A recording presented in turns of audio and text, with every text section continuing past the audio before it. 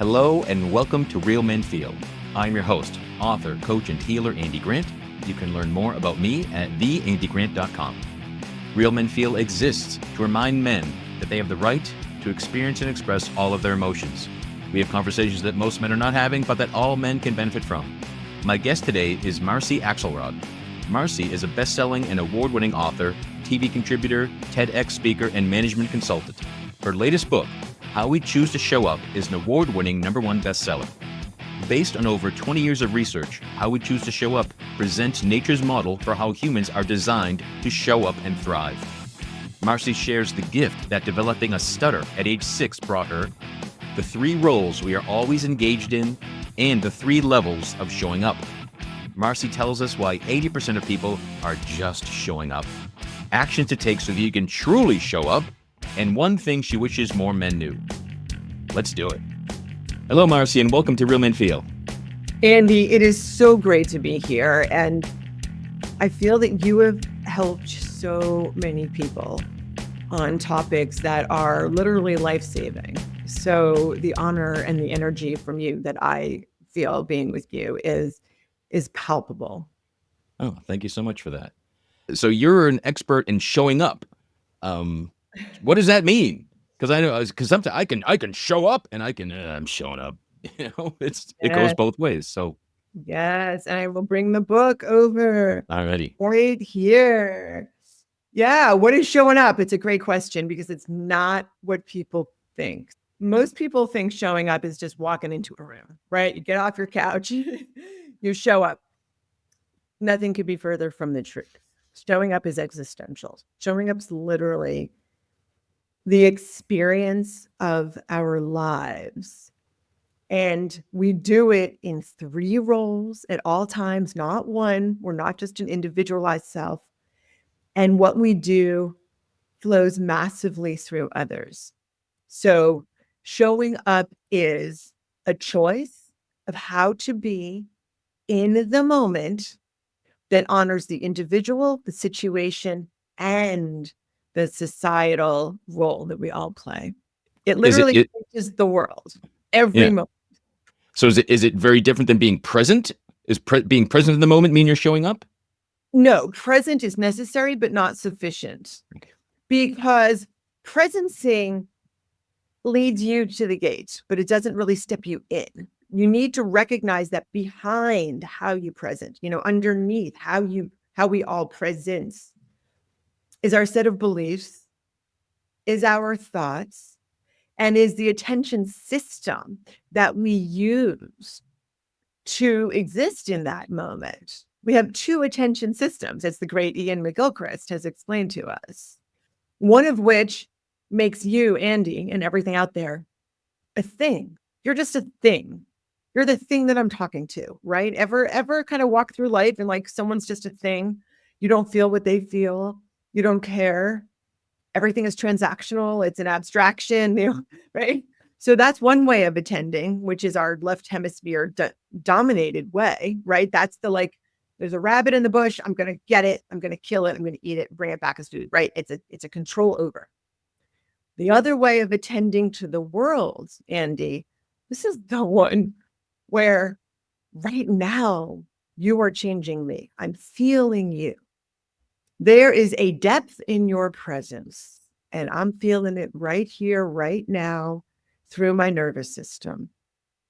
And it just changed my breathing and it reset me because it is now reminding me that, Andy, what you and I are doing right now, it matters. People may listen, people may not, but the energy that we're putting out there, the fact that we are connected, that is what the right hemisphere lets us do. It's the only one that perceives anything new.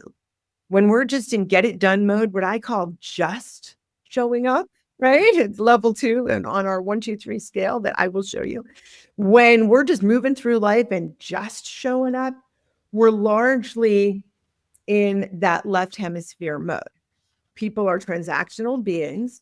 We're not in that moment able to care. So, I mean, presencing is important, But there's so much more. Do you understand the truth about showing up? When you understand the belief system about how the world works, you presence very differently. And I'm gonna, all these graphs are gonna be in the show notes, but levels 1, 2, and 3 of showing up, barely there, just showing up, which 80% of us do 80% of the time. And then truly showing up, which is your full choice to inhabit the moment with deep contact with it and the newness of it, the people who are there, the environment that's there, the much broader system. Feels like it's being fully present and really fully alive because you're engaged. It's not just transactional. It's not just I'm surrounded by things and I'm just in a world of nouns.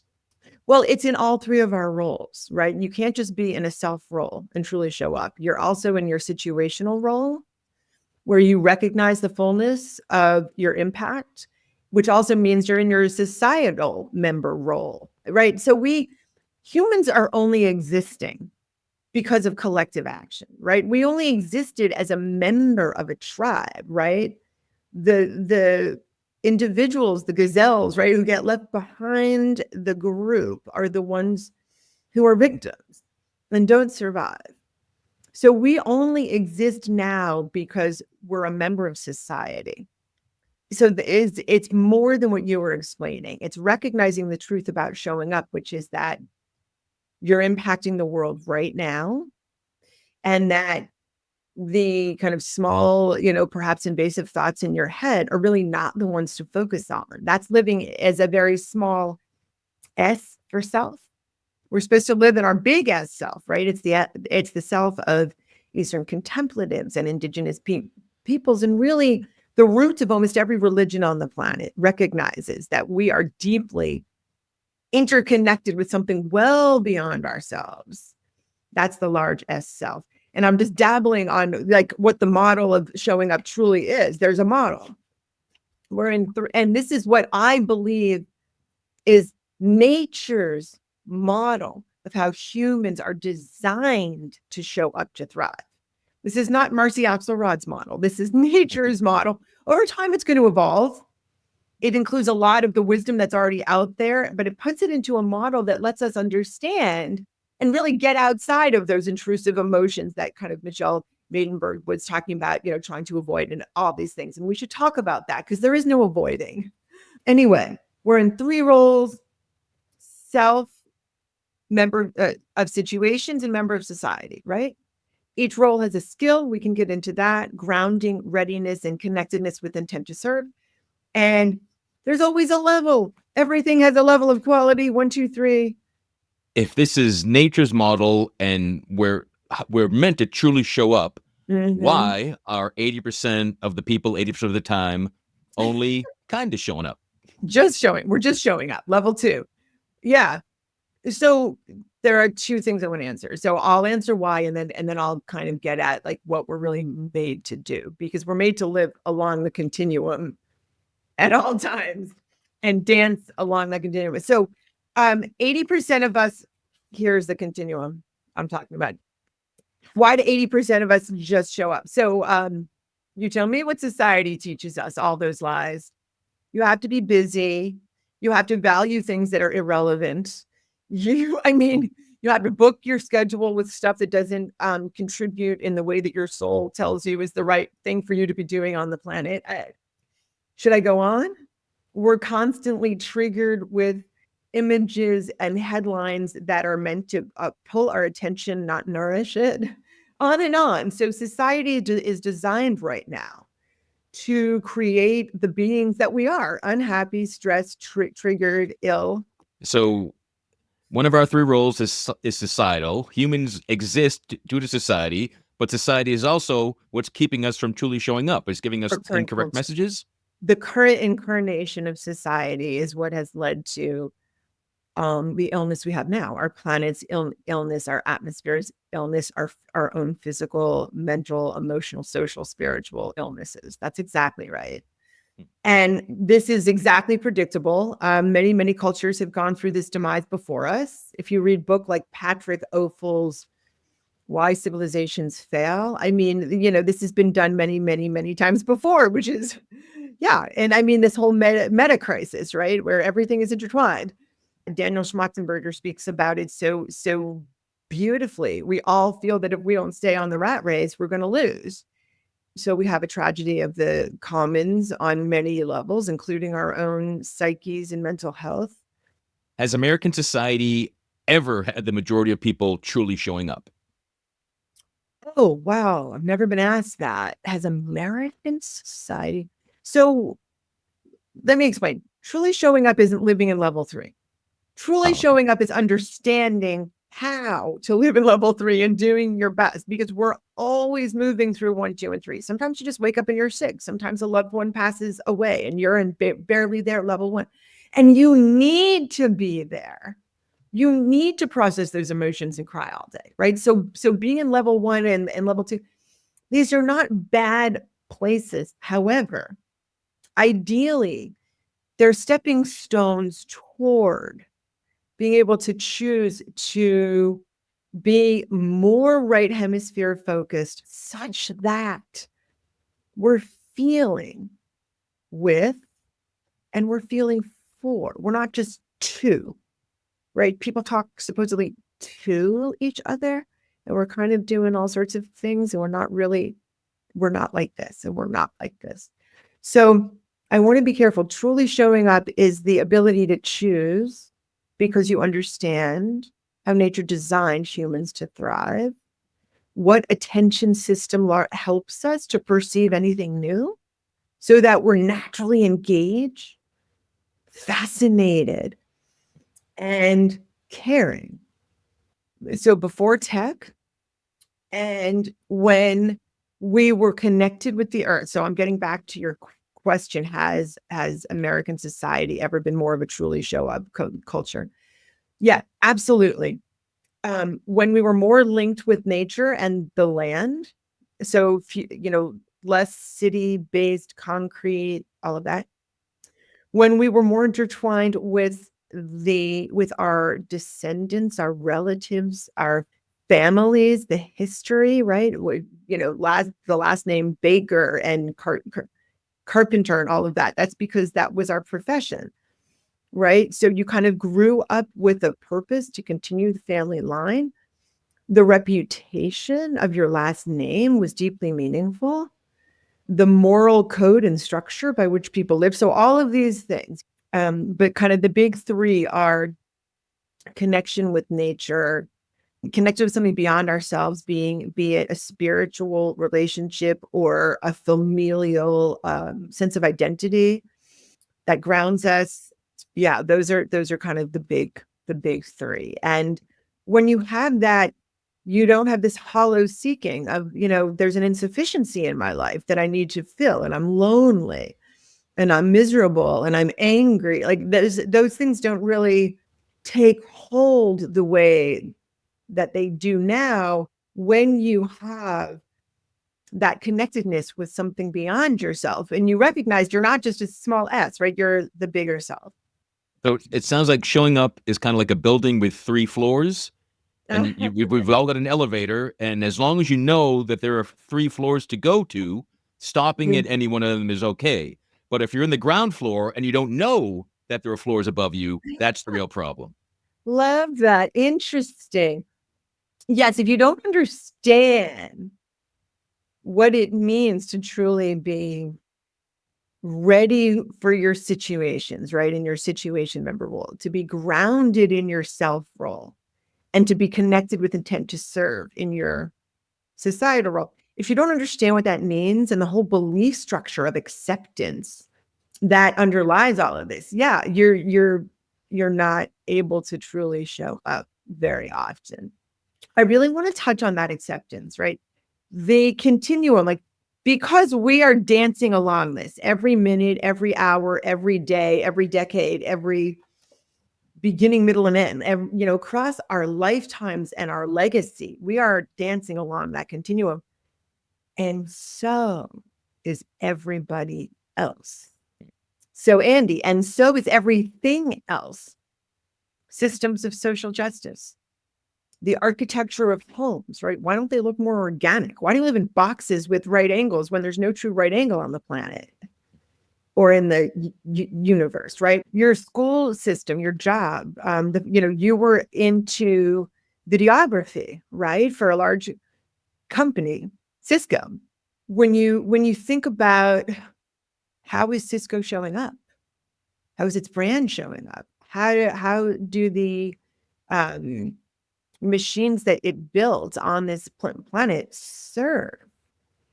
Right. So everything shows up, and because of that, there's this acceptance system that's naturally built in.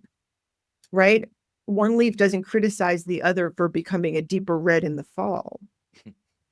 We aren't here to do any of the kind. Right. So I want to kind of get these core concepts out there in response to what you were saying about, levels. Yes, there are levels, but there's also a tremendous contentment and release that comes from understanding the truth about showing up and letting everyone show up for who they are in the moment. Is there a natural way that individuals progress from just showing up to truly showing up, or must it be, it's only the result of reading your book or attending some sort of training? Like, yeah, there's a natural progression. I mean, as you practice things, you can start to default to them, right? This is what the normal path of learning, right? Is something can seem effortful, and then over time it's less effortful, and you start to do more of it more often with less effort. And I actually have a chart at the very beginning of my book that talks about what happened when we're showing up, when we start to practice showing up, and it basically shows that over time we kind of start to default, like by nature, to a higher level of showing up, and then things are just smoother. Relationships deepen, contentment deepens, addictions have less of a biting hold on us. Yeah, this is the chart. And I call it how showing up improves performance. I don't know if I get this or anybody can see it. How showing up improves performance. Bottom line is life, instead of doing a lot of this and, with emotions taking hold and pulling us, we can feel the emotion and just sit with it and reflect on it and not be ruled by it, and then have a choice.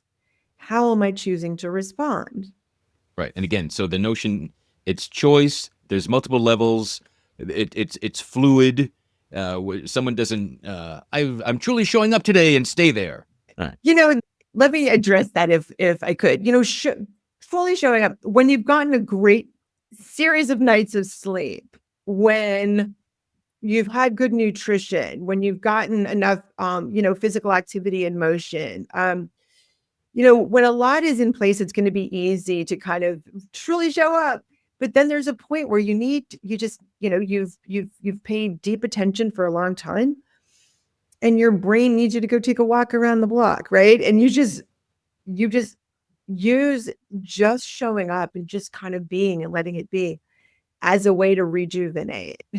Right, because every situation, every societal role doesn't require or perhaps even benefit from you truly showing up in Right. every activity.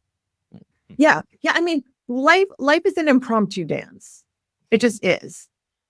And people often ask me, they say, Marcy, I can like prepare myself. I can ready myself for my moments. Okay. But just like any good plan, the moment it encounters reality, it flies out the window. Right. So they say, how do I prepare to default for like an improvisational dance that's at the level that I want to function as a parent, as a leader, as a friend, right? And the answer that I give is, the more you think through and reflect on the truth about showing up, what are the beliefs that underlie it, right? What is the broader system? The more it's effortless, and you just naturally start to default to level 3, truly showing up. But it's really, you've got to reflect on, what do I believe about how the world works? Right? Is there one VP slot and either, Joe gets it or Jane gets it and that's it? Is that really the way things work? So I'm against the system. I'm against this person. No. So there's a lot of things that get in the way that once you kind of read the book and start to recognize it, it just starts to show up. Goodness starts to show up for you.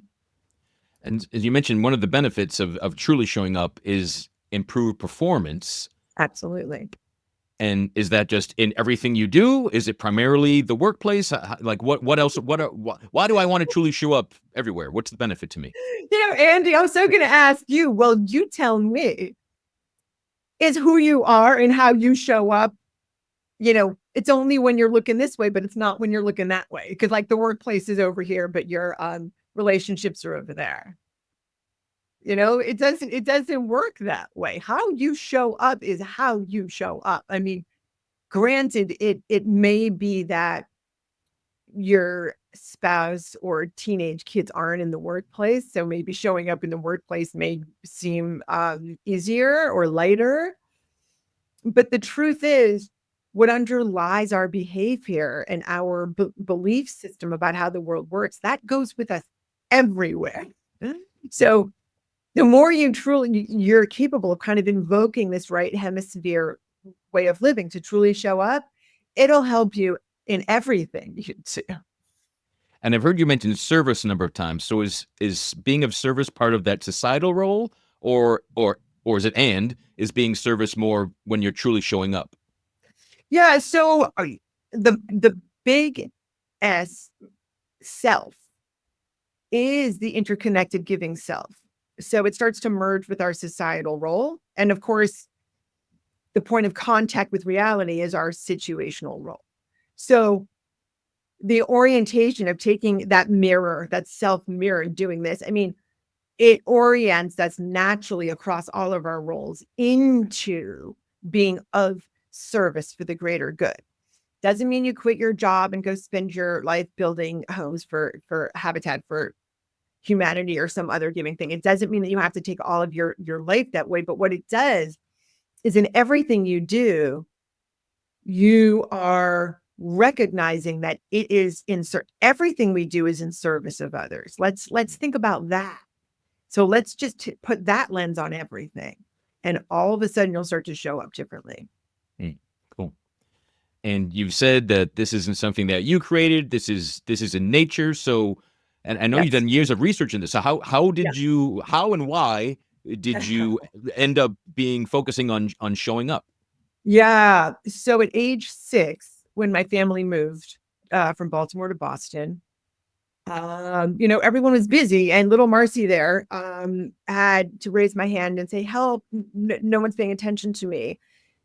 So what actually happened is my throat started to lock and I started to stutter. And I couldn't show up as I wanted. And I became an endless disciple of studying others. How are others showing up? And why are they they're throwing their show up choices away. They don't recognize, and what I mention is, and there's this vivid image of mine in line on the blacktop, to play Foursquare outside my elementary school. And there was this bully in the A square, this popular kid who was slamming everybody out in the line where all these other kids, and they were like, oh my God, I'm going to get slammed out again. And it's awful for me and everyone's going to see it. And I said to myself, why? The bully isn't thinking about how he's showing up. The other kids aren't thinking about how they're showing up. The educators aren't coming over and telling the person in the A square, if I see you slamming kids out, you're going to have to go and get online again, because that doesn't support the game. It doesn't support the system of what we're all doing here, of learning to relate. Anyway, so that's how it all started. And then I just started to devour psychology and neuroscience and philosophy. And then I became a strategy management consultant and started to do global studies about how companies achieve and what creates an effective workforce. So just put it all together. Cool. So we're still early in 2025. So are there concrete steps, recommendations that people can, make this the year that they truly show up if not for the first time, but more times. Right. Yeah. Yes. And I'm going to structure this for you. I'm going to give you physical things. I'm going to give you emotional things, and I'm going to give you beliefs. The physical thing I want people to do and this will have a huge impact. When you wake up, the moment you wake up, pause. Don't just let the consciousness return and then jump into action. Because what we want to do more is be, not do. And what's going to happen? Maybe you sit up in bed. You're naturally going to do something first that's different than you've done before. And when you do one thing that's new, the next thing that follows is new, and the next, and the next. Right? For those listeners who have seen the famous video by General, I want to say McCracken, Make Your Bed, right? He starts out, one thing leads to another, to another. So when you wake up, pause. You'll do something different. That'll lead to a trail of things that are different. And what you likely will do is you'll notice. Noticing is a huge part of truly showing up, because everything is new, but we don't notice that it's new because from our left hemisphere, the past just shows up. All it's doing all day long is, yep, I've seen it before. I've seen it before. He's going to say this and she's going to say that. And I don't need to look over there because I know what's over there. And okay. You'll start to notice, maybe some gratitude will show up. Wow, my partner is so thoughtful of me. Or wow, I've got those kids upstairs. Or I have a roof over my head. Or wow, I'm not feeling pain. Or wow, I'm feeling a little bit of pain, but it's not as bad as it used to be, right? So that's the physical thing. Pause, first thing. The belief system thing that I want you to recognize. You are impacting the world at every moment. I have the science in my book to talk about that. It is absolutely massive. Recognize that. So the belief system, everything you do matters. So you must choose how you're showing up. The emotional thing, when you are with another person, look into their eyes and you will feel them. And I want you to emotionally notice how your body is showing up for you. Because what you're going to suddenly feel is care. Care is the center of showing up. It is how we are designed. We feel others in an instant, even when we don't see them. From a 1-second touch to a forearm, 68% of the time, people guessed what a stranger who they can't even see is feeling. That's the work of Dr. Keltner at the Greater Good Science Center, University of UC Berkeley. Anyway, so number one, when you wake up, just pause and see what shows up for you. Number two, when you're with someone, feel what they feel. That's care. And then the third thing is know that you're impacting the world at every moment. So choose how you show up. And doing those three things, yes. Is it even possible to barely show up that day? Across the day, sure. But you will probably show up more as you choose more often.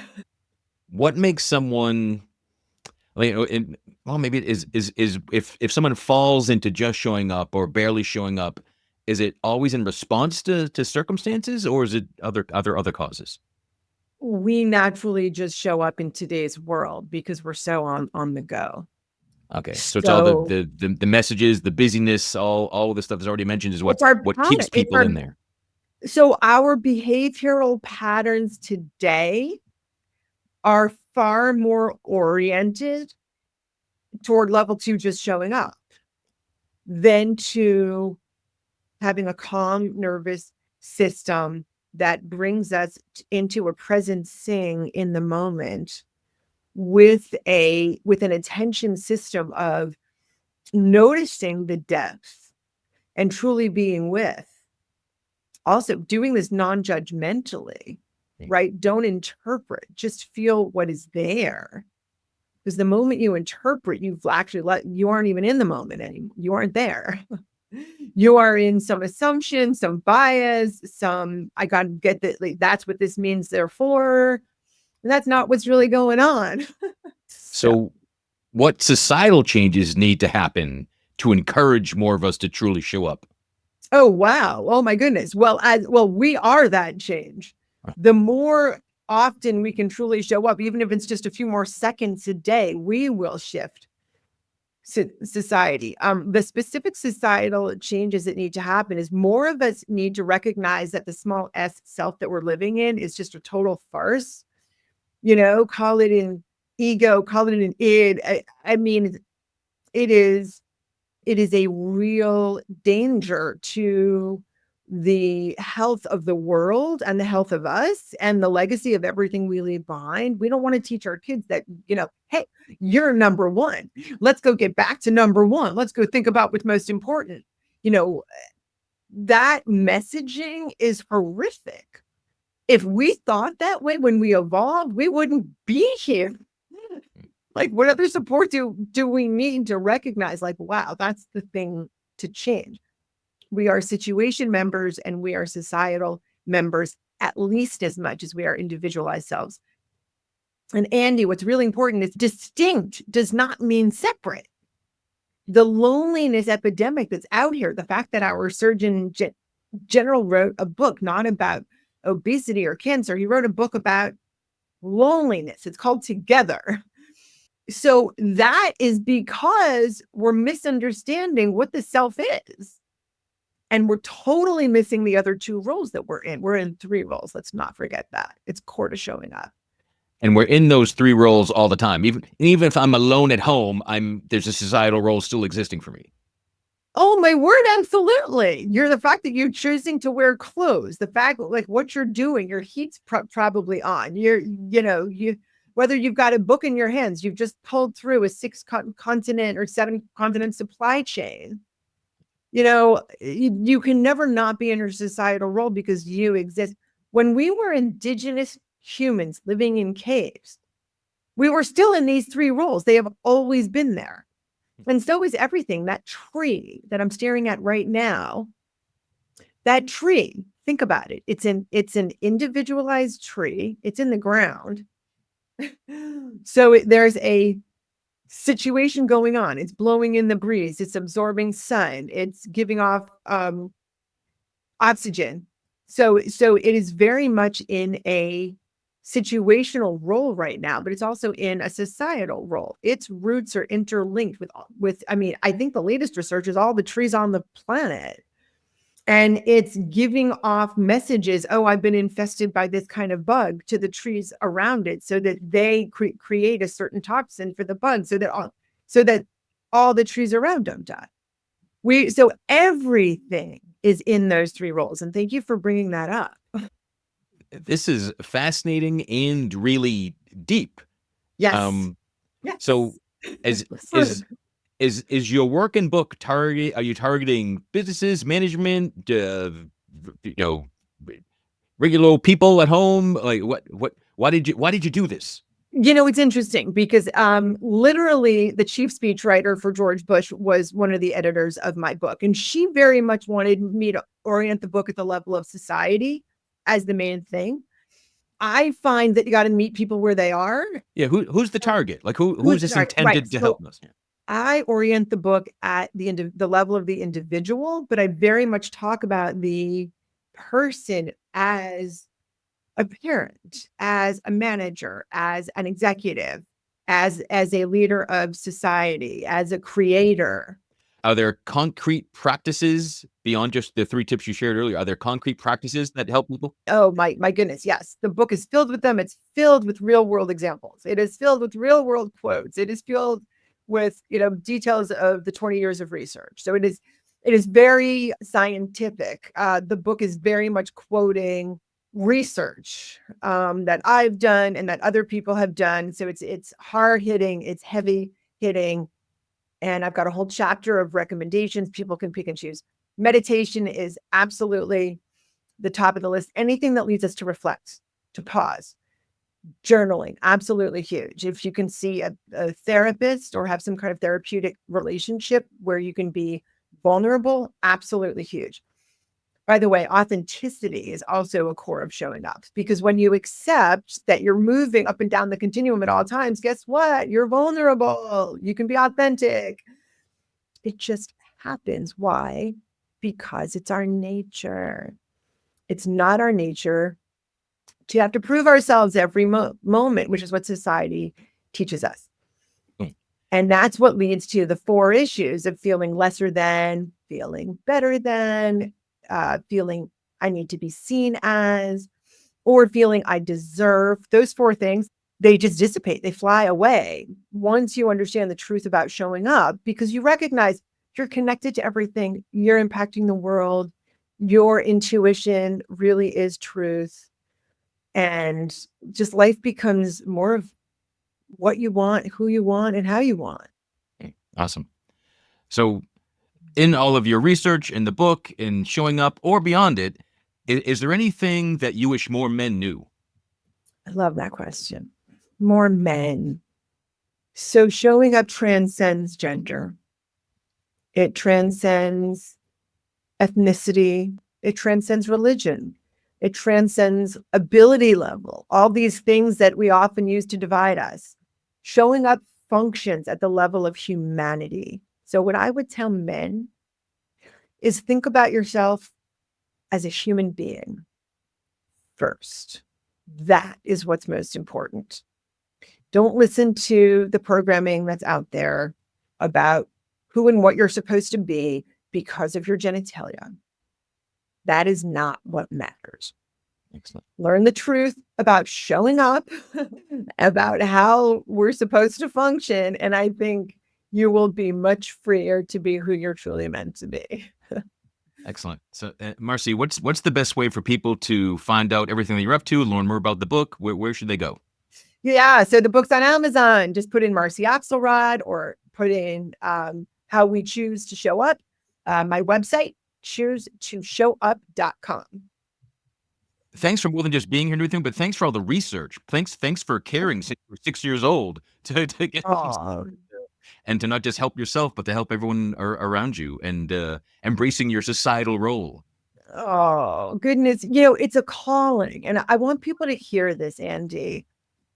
Most people don't know a specific purpose of why they're here. In fact, it's like the P word, right? Research at Stanford showed that 80% of Stanford students, they kind of go like, when you ask them, what's your purpose, and like, what are you going to do when you're done here? Anyway, the point is, for me, this is a calling, right? It's not work. It's not a job. It's not a career. It's a calling. I'm truly meant to do this. And it was the gift of the stuttering. I think a lot of us have pain, and you got to ask yourself, what's it teaching me? What's the path, right? Through the pain. So I was called to give 2 TED Talks and be on a global stage because I couldn't speak before, right? And I want that message to be out there. There's a reason for this, and it's forcing us to develop a skill. And what's the skill? And that's what we're supposed to be doing, right? You are doing that, Andy, with your life and with your joy. Where did your joy come from? Right? You earned your joy through what came before it. That's a good question. I want to go journal it. Where's my joy coming from? Where did it start? I Where's it feel hiding? it. Your Yeah, joy. but your I joy is didn't. palpable. But I have, because I definitely didn't always have it. That's why. Like, Yeah, well, it was covered with some other things. Let me ask you, so how does showing up compare? You've had a lot of guests. These guests are important people who are doing meaningful things, right? I mean, everyone's important. I've got to be careful with that word, but you've chosen them because they've contributed in ways that you wanted to amplify. How does showing up and how I think compare to what other people are talking about? oh boy, that's some tough analysis, because I sometimes, I don't have many, but I sometimes have guests that I don't agree with. I have guests to open my horizons and viewpoints, and so it doesn't necessarily mean everything, I agree with, or everything that's ever been shared in the show. But it's a very holistic, it's Yes. very putting together lots of pieces, like so many. I feel like I'm on a string of like maybe 6 or 7 shows where the importance of knowing yourself shows up, and the joy and service keeps showing up. So Right. it's this, and again, because it's nature, so it makes sense that everything that people talk about is in this model, because it's how we're meant to be. Yes. Oh, I love that. There's a system, and most people live in parts. The left hemisphere sees about 3% of the whole picture that's out there. So showing up naturally, it gives you the rest of it. And often suffering is because we're down a little hole. We've carved off the rest. And what showing up does is it puts it back together for us. So again, thanks so much for showing up today. Thank you, Andy. I appreciate you. Thanks for joining us, everybody. Please visit realmenfeel.org. See the blog post for this episode. We'll have all the various links and resources discussed. Wherever you're discovering Real Men Feel, please subscribe, like, follow, share this episode with someone, post a review or a comment. If you want 2025 to be your best year yet, I invite you to book a free clarity call with me, and we'll explore what you want and what's in your way of getting there. Visit theandygrant.com/talk. And until next time, be good to yourself.